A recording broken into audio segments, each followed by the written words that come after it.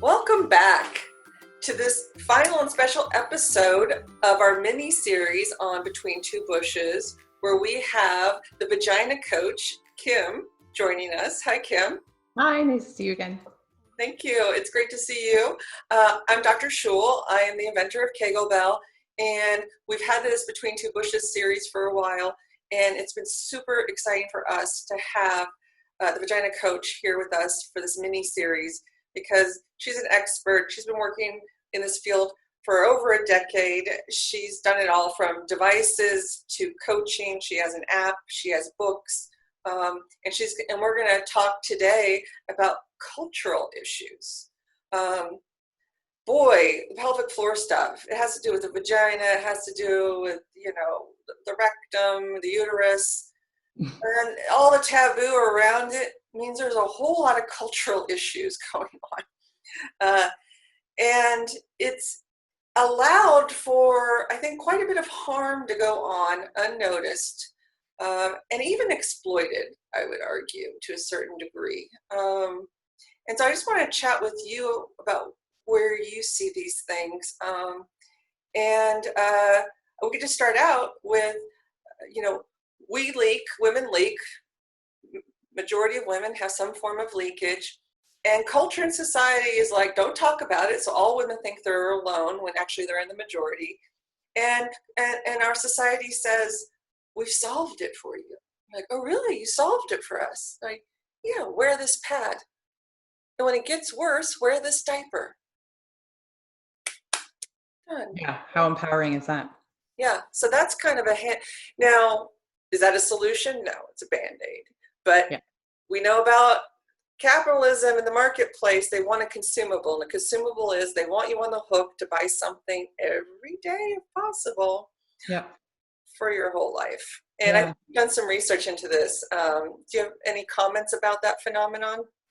Yeah, well, I had made a post recently and I called it pad math. And I looked at the cost, monetary cost to being a pad consumer potentially for the rest of your life. So I don't remember the age that I started it at, but say, it's common after people have given birth and then they notice that that they need to have pads. So kind of in age 30s, they start to use a pad. And so I took the cheapest one I could find on Amazon, the cheapest panty liner, and the cost was roughly $30 a month. And that was if they were just using one pad per day, which most people are usually changing their pad a couple of times a day. And they're not all using the lightest one. So that was the base price.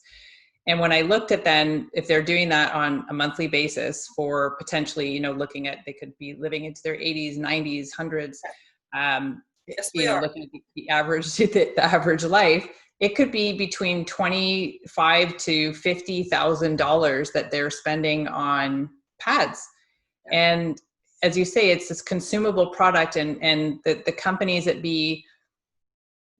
yes, they created something that can be very helpful for some, but the world has evolved and a lot has changed within the realm of pelvic health. And again, kind of like I want to see more collaboration with the medical community. I'd love to see more of these companies explaining that their product exists as a temporary measure for most people. Yes, some may need it on an ongoing basis, but it would be great to see that there's still an education that can happen within their marketing efforts or what have you, so that people aren't accepting this as, again, part of being a woman or just something that's because I'm getting older, and then having the other healthcare professionals that are also perpetuating that message. So it's unfortunate, but there's also social media. So since I started, when I started this as kind of a full-time business in 2009, Facebook was around, but it was personal. It wasn't necessarily yet a business tool.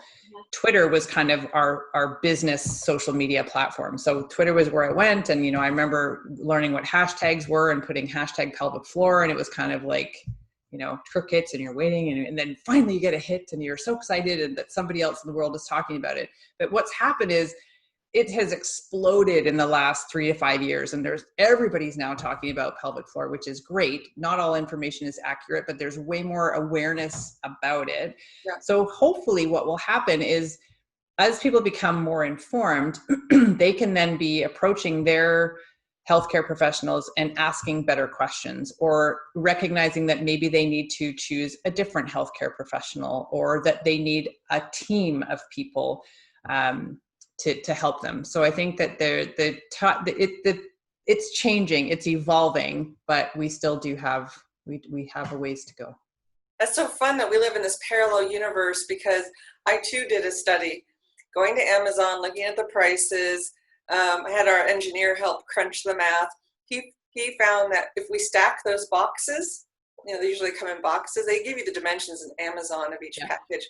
And we had them do increasingly heavier, heavier flow pads and diapers over the years.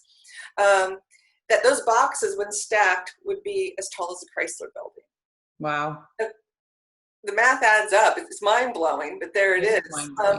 And I think we started calculating like mid-20s, because if a woman has a baby, or two around that time. And people I know are living into their 90s. So I think we cut it off around 95. But so there's a range, and there's a lot of money to be made. And there's a lot of studies that show that the average woman spends about $400 a year on incontinence products. And there's been some interesting studies out of like Australia and England and New Zealand, places where they have universal health care. United States is the only place that doesn't, but okay, so everywhere else in the world that has universal health care, because we're living longer, there's been some studies saying incontinence, female incontinence in particular, could bankrupt their medical plans because of the demands put on the system by this ubiquitous problem.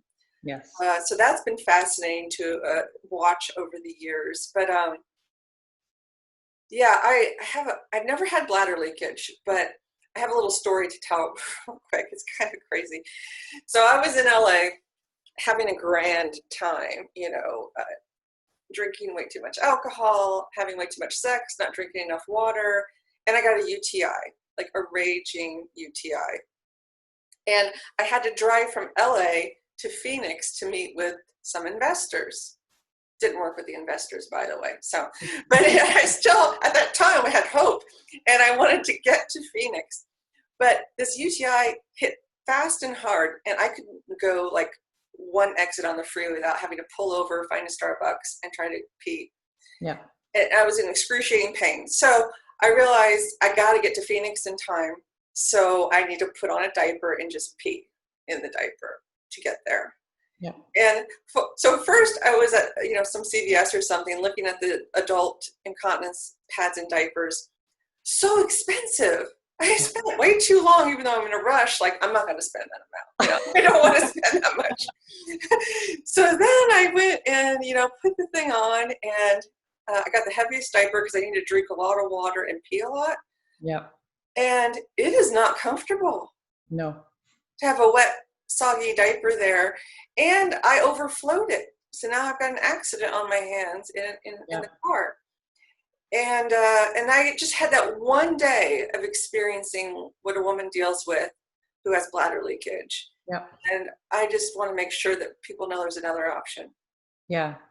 Totally. And I love that you share that story. And there are so many people that are suffering like that, or who thou aren't going to meetings, aren't going out of the house, aren't seeing their friends, aren't exercising, aren't doing all these things because they're afraid. Will somebody smell? Will somebody hear the rustling? Will somebody see that I have this patty underwear on? And like there's been evolution with regards to products as well too, and which I support, again, hoping that it's more temporary. But we also consider what's happening to the environment with the use of those consumable products as well. And even the other thing to consider is people who are wearing pads every single day, that affects our pH, our vaginal flora. Like that can contribute in itself to dryness and more infection. And, so we need better information and better awareness, and at an earlier age. Like, I think when our younger generation is first learning about sexual health and education and menstruation and their bodies, that can we bring this in? Can we explore it? And we don't have to say that, oh, you're going to be facing incontinence, but talk about that, the importance of this group of muscles, the functions that this muscle group is responsible for, and things that can sometimes hinder or interfere with its function.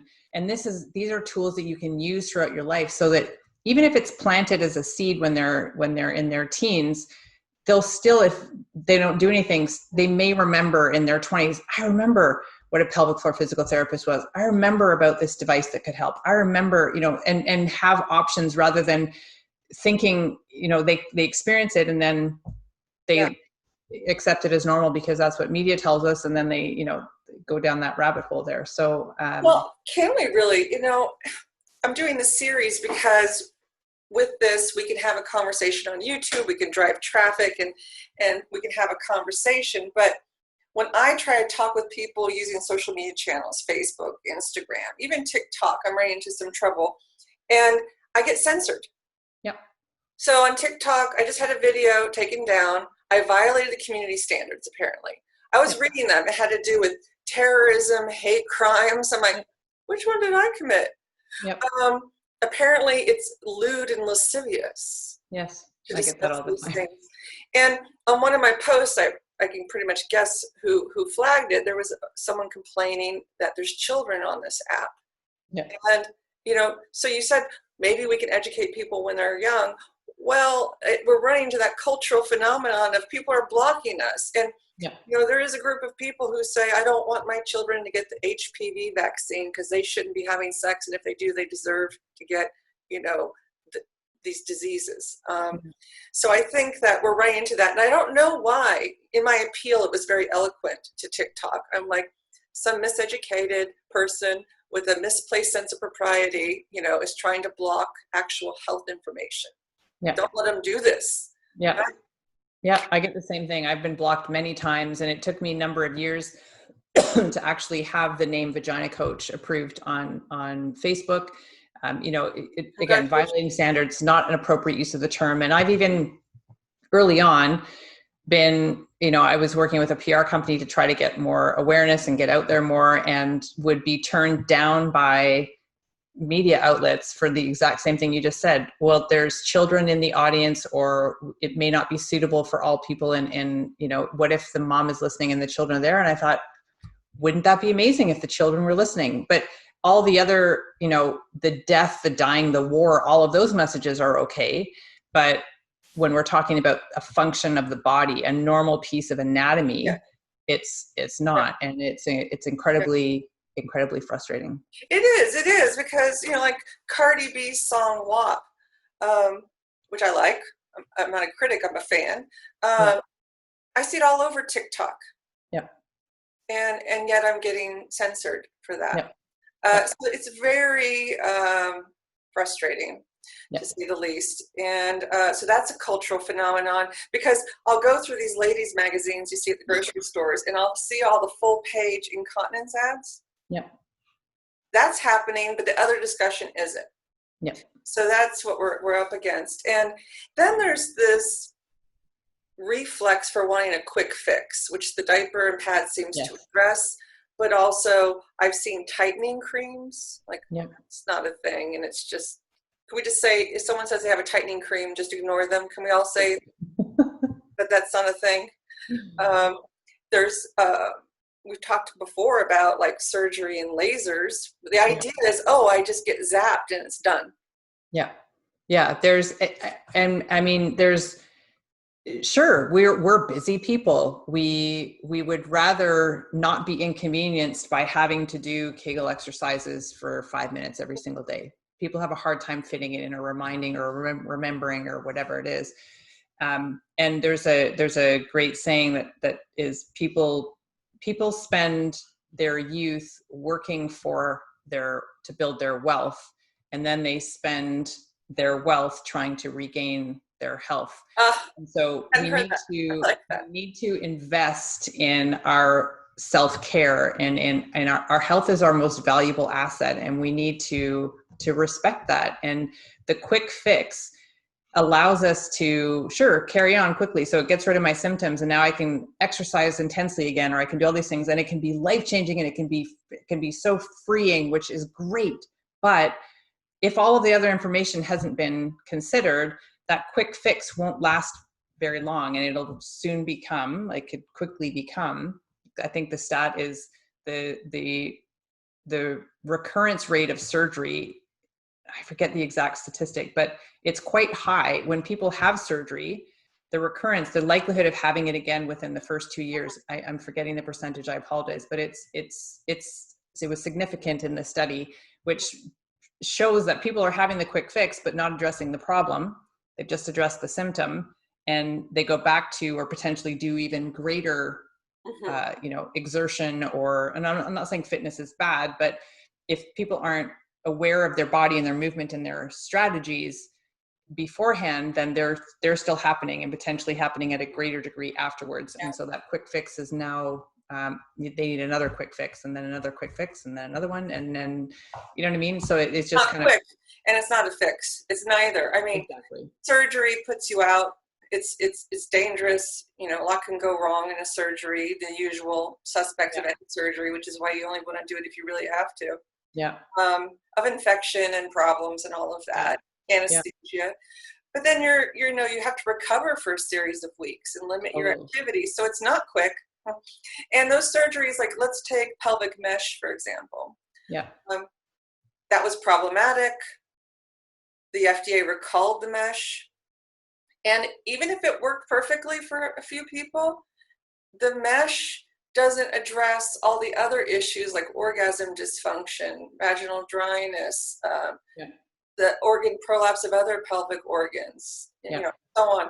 So it's addressing part of the problem, not the core of the problem. In your material, your work addresses it systemically, so that, and same with Kegelbell, a woman will say, well, I just want it to help with bladder leakage. And it's like, well, you also get the protection from pelvic organ prolapse. You're also going to get sexual function benefits. And they'll be like, oh, no. I don't want sexual function benefits. I just want the bladder leakage to go away. But then some of them will write me like, thank you for great side benefit. Yeah. But you bring up a great point, and it was kind of what I was saying earlier too, is that people want the quick fix because they don't have time to do their 5 minutes of Kegels every day.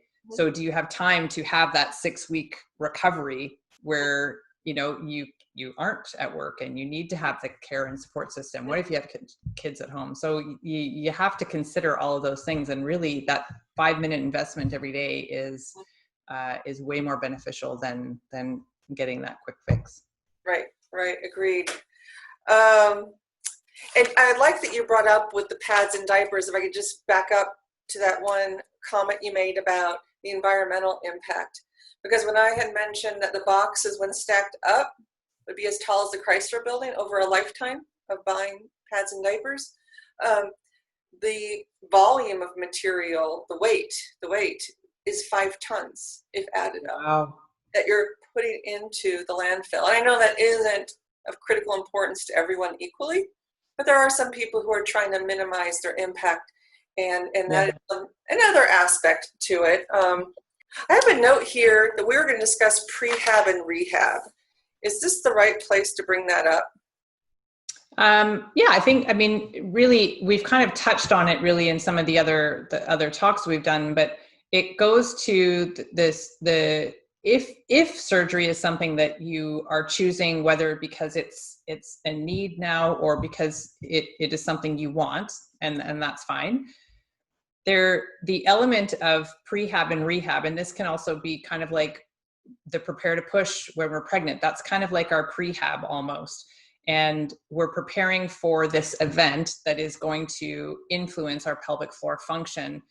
And prehabbing, preparing for it is helpful, but also preparing for our recovery and what our rehab is then going to be and rehabilitate. So I always say we need to retrain before we train. So once I'm working with somebody potentially in the postpartum period, they need to do a lot of, there's steps, there's progressions they go through from a core retraining perspective to get back to, boot camp or CrossFit or weight training or running or whatever it is that they were doing beforehand. And if somebody has not been pregnant per se, but comes to me and they're dealing with incontinence, they start with that same retraining philosophy where we have to get back that reconnection first, and then layer on the pieces that are kind of like the progressive training that we do. And so with surgery, we need that same mindset where we're putting ourselves in the best position possible beforehand, getting ourselves, our body ready for that influence to the pelvic floor.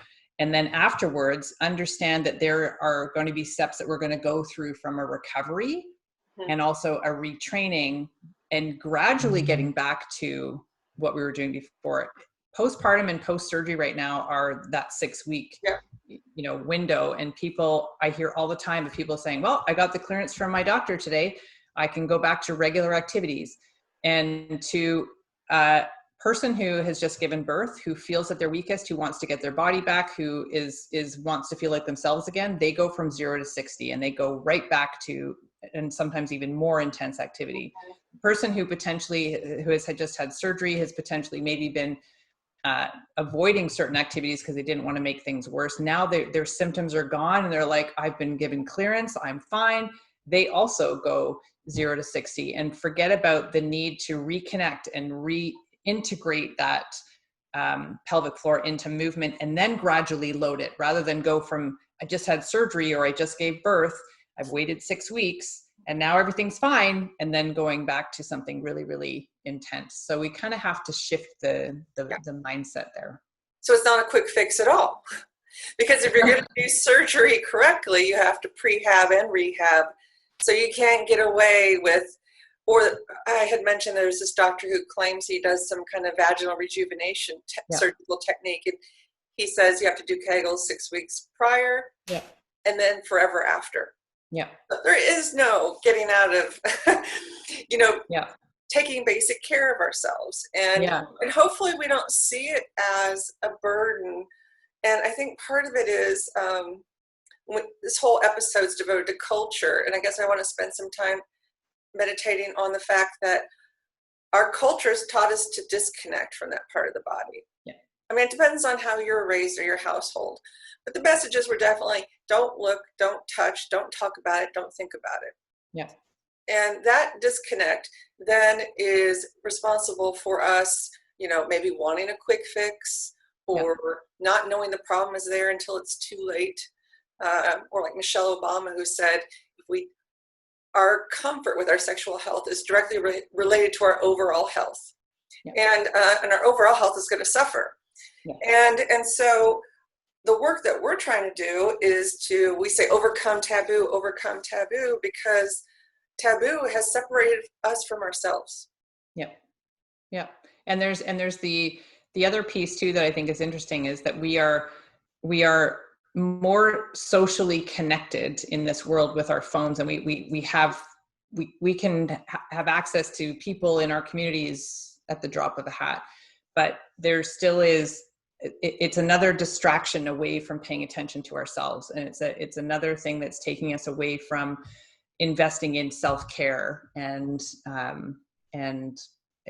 exploring those taboos that maybe haven't been serving us, and thinking something differently, or opening up doors that we haven't seen before. So I think that we need to also recognize the distractions that are getting in the way from us understanding our bodies and appreciating our bodies and exploring our bodies and making them better. That's one of the things we had in mind when we were making Kegelbell. Our CTO is a doctor of engineering, and one of his area of expertise is electronics. So we very easily could have developed, an app to go with it, and the electronics. He holds patents on sensors, that would be related and all of that. But in this first instance, with this first device, we really wanted to take out all the noise and all the distraction.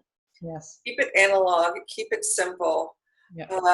To develop that quiet time where you're going to have time to, and women that use Kegelbell say, I'm more connected with that part of the body now. It's kind of like a biofeedback tool that helps do that without distraction. So that was important to us.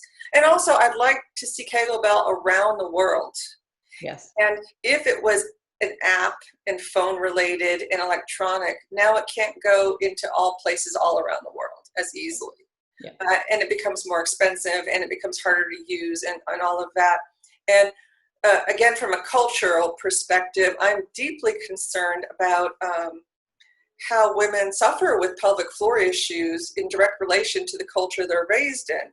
So Yes. we've talked about in North America, some of the issues, some of the concerns and the taboos that have kept women disconnected from their bodies.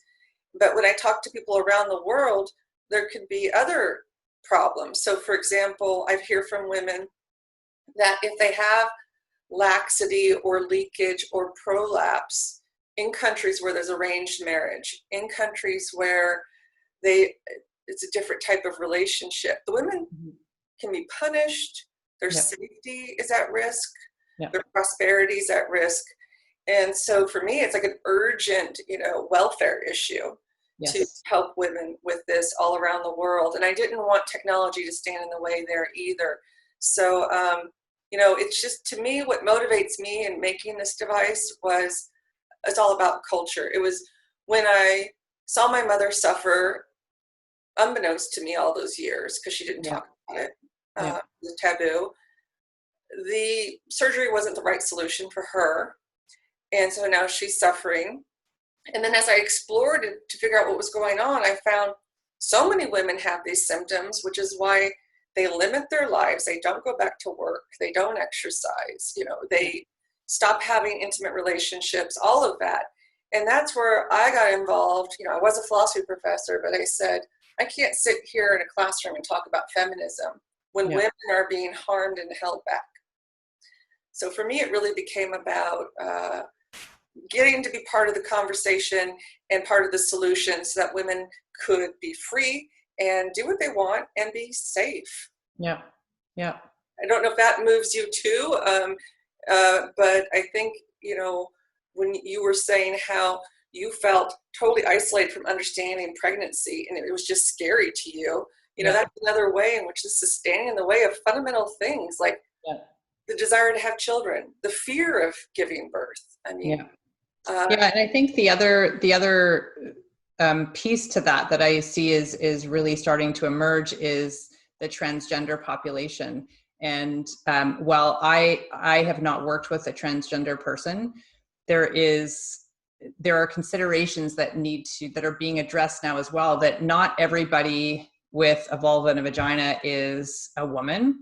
And so there's languaging and there's considerations, there's surgeries, there are things that the transgender people are doing while they're in transition that could potentially be interfering with their core function. So it's an interesting time, and I'm starting to really explore so that I can completely understand that as well. But that's also another huge cultural piece that I see is really, really emerging. And when you're talking about safety, there's safety considerations for those people as well, and they're for years may have been living with that shame or fear of other people knowing, or who can help me through this. And there's a movement with pelvic floor physical therapists as well who are working with these people through their transition and through with their surgeons. And so that's a really amazing thing that's happening as a result as well. So I think the work that is being done by people like you and myself and all the other amazing, there's kind of a hashtag called Pelvic Mafia, that the people who are trying to promote better pelvic health awareness, I think we are with collectively making baby steps, or sometimes I feel like they're a little bit bigger than baby steps towards things improving. I think there's a ways to go for sure, but I think keep doing what you're doing, what all the other pelvic mafia people are doing, because it's important work, and we will reach those people around the world, and hopefully things will change for generations to come. Well, you're a big part of it. Thank you. I look forward to your next book. Yeah. And I encourage Kegelbell customers to check out your apps, which are great training. And your videos are so lovely, how you interact. It's so warm and it's so helpful. I mean, it's it's brilliant what you did there. So, and also her YouTube series is a lot of fun. So thank you for all this time. You're so generous. Again, you're like a vagina philanthropist in that your generosity with sharing, and I appreciate it, and I wish you well. And likewise, thank you so much for having me and for all the work you're doing. Take care. Bye-bye.